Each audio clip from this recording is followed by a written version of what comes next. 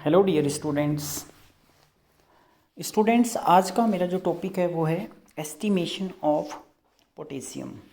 इससे पहली स्लाइड में मैंने आपको बताया था एस्टिमेशन ऑफ सोडियम, और आज का जो मेरा स्लाइड है वो है कि जो पोटेशियम है वो इलेक्ट्रोलाइट्स होता है, उसको लेबोरेटरी में कैसे टेस्ट करते हैं और उसकी नॉर्मल वैल्यू, और उसके अलावा जो उसमें कुछ एरर्स होते हैं जिनके कारण रिपोर्ट हमारी चेंज हो जाती है, उन सब के बारे में हम इस लेक्चर में डिस्कस करेंगे।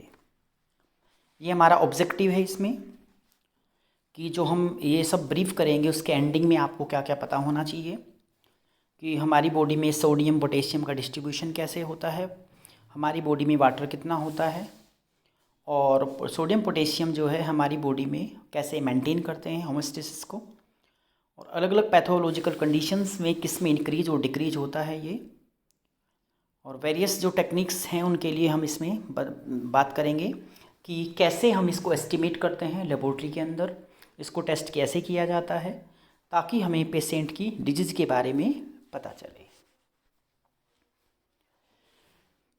ये हमारी बॉडी जो है वो ऑर्गेनाइज करती है सॉल्यूशंस को। हमारी बॉडी में जो यंग एडल्ट मेल होता है उसमें प्रोटीन्स होती है 18%, मिनरल 7%, और फैट जो है 15%, और वाटर जो होता है वो होता है 60% हमारी बॉडी में, नॉर्मल जो एडल्ट पर्सन होता है।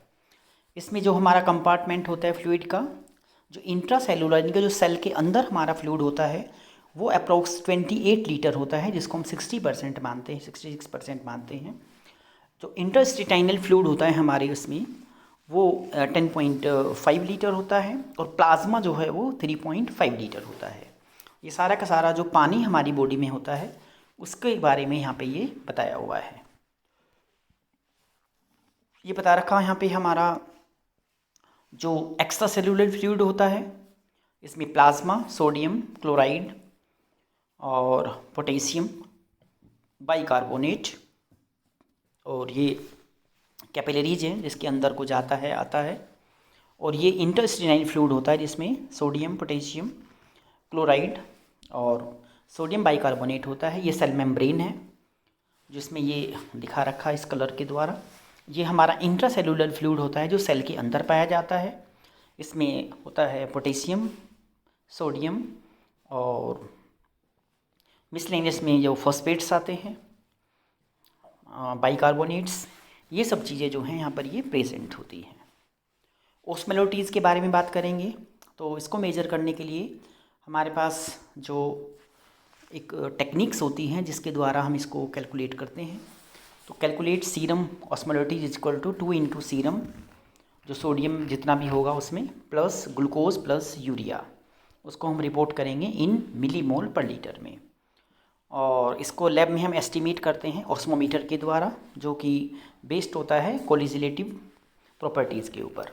रेफरेंस जो इसका हमारा जो इंटरवल होता है वो 275 से लेके 295 मिली ऑस्मोल पर लीटर जो केजी जो वाटर है उसमें ये प्रेजेंट इतना होना चाहिए नॉर्मली ऑस्मोलैरिटीज़।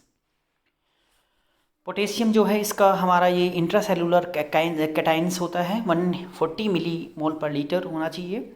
हाई सेलुलर कंसंट्रेशन है जो हमारे सेल के अंदर होता है, हमारे जो सेल को वो मेंटेन करता है एक्टिव ट्रांसपोर्ट के द्वारा। ये हमारे सोडियम पोटेशियम जो है एटीपीज पंप को यहाँ पे कंट्रोल करता है। जो इसका नॉर्मल रेंज होता है प्लाज्मा के अंदर 3.5 टू 5.0 मिलीमोल पर लीटर होता है, प्लाज्मा में इतना होता है पोटेशियम का वैल्यू। नॉर्मल जो डेली इंटेक करना चाहिए वो अप्रोक्स 90 मिलीमोल पर डे जो है हमें ये इतना खाना चाहिए पर डे। और ये डायग्रामेटिक बताया हुआ है यहाँ पे कि ECF जो एक्स्ट्रा सेलुलर फ्लूइड होता है, ECF जो हमारा ICF इंट्रासेलुलर फ्लूइड होता है, यानी कि इंट्रासेलुलर में जो पोटेशियम बहुत ज़्यादा होता है as compare to the ECF में इसकी मात्रा जो है थोड़ी कम होती है, और ICF में जो है पोटेशियम की मात्रा ज़्यादा होती है। ये जो हमारा सेल के अंदर पाया जाता है ये मैक्सिमम होता है ये आयंस। ये एबनॉर्मली जो बता रखा पोटेशियम लेवल के बारे में एडवर्स इफेक्ट होता है कार्डियक फंक्शन के लिए। प्लाज्मा पोटेशियम 3.5 टू 5.0 मिलीमोल पर लीटर होना चाहिए। हाइपोकलेमिया वो कंडीशन होती है जिसमें जो प्लाज्मा पोटेशियम है उसकी मात्रा 3.5 मिलीमोल पर लीटर से कम हो जाती है। और हाइपरकलीमिया वो होता है जिसमें हमारी बॉडी में प्लाज्मा पोटेशियम जो है वो 5.5 मिलीमोल पर लीटर से ज़्यादा हो जाता है। डिजीज़ में जैसे कार्डियक मसल्स जिसमें आर्थमेसिस, कार्डियक अरेस्ट, स्केलेटल मसल्स और इंटेस्टाइनल मसल्स, इन सब में ये अफेक्ट करता है। ये इसमें कंडीशन बताई हाइपोक्लेमिया के लिए। डिक्रीज इनटेक अगर स्टारवेशन हो या क्ले इंजेक्शन मिट्टी खाता हो कोई, और एक्स्ट्रा जो हमारे जो सेल इंट्रासेलुलर शिफ्ट हैं एल्क्लोसिस, इंसुलिन और एनाबॉलिक स्टेट ड्रग्स और थायरोटॉक्सिकोसिस। इंक्रीज लॉस डायरिया में हो जाता है, स्वेटिंग में, diuretics after then the potassium sparing diuretics, Conn disease में, कोसेक डिजीज़ में, और बहुत सारी जो डिमांड डायबिटिक कीटोएसिडोसिस और लिटिल सिंड्रोम, कॉर्न सिंड्रोम, ये सब बीमारी के नाम हैं जिसमें जो है इंक्रीज़ हो जाता है, ये जो हमारी बॉडी से है वो बाहर चला जाता है जो पोटेशियम है।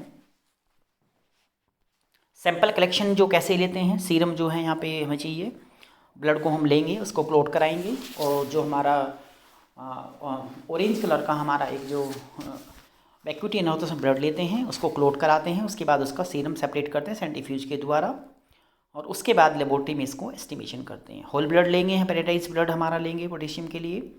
सैंपल को मेंटेन रखना 25 डिग्री के आसपास, और प्लाज्मा भी हम कर ले सकते हैं, उसको सेपरेट करते हैं हाई स्पीड के द्वारा बिना कूलिंग के ही। और हीमोलाइसिस बिल्कुल नहीं होना चाहिए, अगर सैंपल हीमोलाइसिस हो जाएगा तो हमारा टेस्ट ठीक से नहीं आएगा। टोनिकेट ज़्यादा देर तक नहीं उसमें रखना चाहिए, मतलब बांधना चाहिए, क्लिंच नहीं करना चाहिए। अगर ज़्यादा हम देर तक उसको बांधेंगे तो हमारा जो पोटेशियम है उसका लेवल जो है वहाँ पे इंक्रीज और डिक्रीज होने के चांसेस होते हैं। तो टोनिकेट भी हमें एक ज़्यादा प्रेशर से हमें बिल्कुल भी टाई नहीं करना है। ये टेक्निक्स हैं सोडियम को पोटेशियम को एस्टिमेट करने के लिए। आयन सिलेक्शन इलेक्ट्रोड जो ISC मेथड होता है, ओटोमिक एब्जॉर्प्शन जो हमारा स्पेक्ट्रोस्कोप के द्वारा होता है, फ्लेम इमिशन फोटोमीट्री, ये 3 मेथड होते हैं जिसके द्वारा हम लेबोरेटरी में जो है पोटेशियम को टेस्ट करते हैं। ये मशीन होती है, इसमें सारे इलेक्ट्रोलाइट्स जो हैं वो टेस्ट करते हैं, जो हमें टेस्ट करना होता है उसी को ही हम वहाँ पर सेट करते हैं। ये हमारा आयन जो सिलेक्टिव इलेक्ट्रॉन्स जो इलेक्ट्रोड होते हैं ये लगे हुए हैं, और इसमें अलग अलग पार्ट्स इसमें दिखाए हुए हैं। यहाँ पे इसमें जो आयन मेम्ब्रेन है वो इसमें ग्लास का बना होता है सोडियम के लिए, पोटेशियम में जो है वेनियोमाइसिन का बना होता है, वो सेलेक्ट करता है उसी को ही जिसके लिए वो वहाँ पर लगा होता है, और उसी के बाद उसकी रिपोर्ट वहाँ पर हम लेते हैं और फिर उसको पेशेंट को देते हैं। यह हमारा फ्लेम एमिशन फोटोमीट्री मेथड होता है। इसमें जो आयन्स होते हैं वो इसमें दिखा रखा है, ये न्यूक्लियस होता है सबसे अंदर, उसके ऊपर ये प्लाज्मा है, और ये ग्राउंड स्टेट जो है एटम का, और ये हमारा इसमें जो हीट एनर्जी है वो एब्जॉर्ब कर लेता है, और ये इसमें लाइट एनर्जी जो एमिटेड होती है, और उसके बाद जो है इसमें रिपोर्ट आएगी, उस रिपोर्ट को फिर हम वहाँ पे चेक करते हैं, उसको एक तरह से कैलिब्रेट करते हैं, देखते हैं, और जिसकी इंटेंसिटी होती है एमिशंस की वो प्रोपोर्शनल होती है जो वहाँ पर जितने भी एटम्स होते हैं उनके नंबर पर। और इसके अलावा जो यहाँ पे इसकी जो कंसंट्रेशन होती है एलिमेंट्स की सॉल्यूशन के अंदर, वो भी इनके ऊपर जो है वो इनमें डिपेंड करती है, और वो इसमें प्रोपोर्शनल होती है। ये हमारा तीसरा मेथड है फ्लेम इमिशन फोटोमीट्री मेथड। इसमें जो हमारे इंस्ट्रूमेंट्स होते हैं ये एयर फ्रॉम द हमारा कंप्रेशर है, ये सैंपल सॉल्यूशन है, ये इसमें एक फ्यूल है जो फ्यूल यहाँ से जाता है, नेबुलाइज़र है, ये फ्लेम है हमारा जो जलता रहता है, और ये मोनोक्रोमेटर है जिसको हम फिल्टर यहाँ से फिल्टर होगा, यहाँ से जाएगा आगे, ये लेंस है, और ये डिटेक्टर है रिकॉर्डर, जहाँ पर हमारी रिपोर्ट जो है वो डिटेक्ट होती है या वो वहाँ पर उसको रिकॉर्ड करता है। इसके बाद फिर जो है रिपोर्ट हमें यहाँ से मिल जाती है। ये हमारा ऑटोमिक एब्जॉर्प्शन जो स्पेक्ट्रोफोटोमीट्री होता है, इसमें यहाँ पे होलो कैथोड लैंप होता है, नीचे यहाँ पे एनालाइज जो हमारा सैंपल है बीकर में रखा हुआ है, ये फ्लेम है हमारा जो इसमें यहाँ पे इसके द्वारा ये टेस्ट होता है। इसमें डबल टेप जो है यहाँ पे जीरो आउट है, और डिटेक्टर है, एम्पलीफायर है, और जिसमें रीड आउट डिवाइस होती है जिसके द्वारा यहाँ पर हम रीडिंग को नोट करते हैं। थैंक यू बच्चों। आज का जो हमारा टॉपिक था वो था एस्टिमेशन ऑफ पोटेशियम, यानी कि लेबोरेटरी में जो है वो हम जो पोटेशियम है उसको कैसे एस्टिमेट करते हैं और उसका रिज़ल्ट हम फिर कैसे देते हैं, उसकी जो नॉर्मल वैल्यू क्या होती है, इंक्रीज़ डिक्रीज़, और किस किस बीमारी में ये इंक्रीज होता है, किस में डिक्रीज होता है, उसके बारे में मैंने आपको इस वीडियो में बताया है। थैंक यू बच्चों।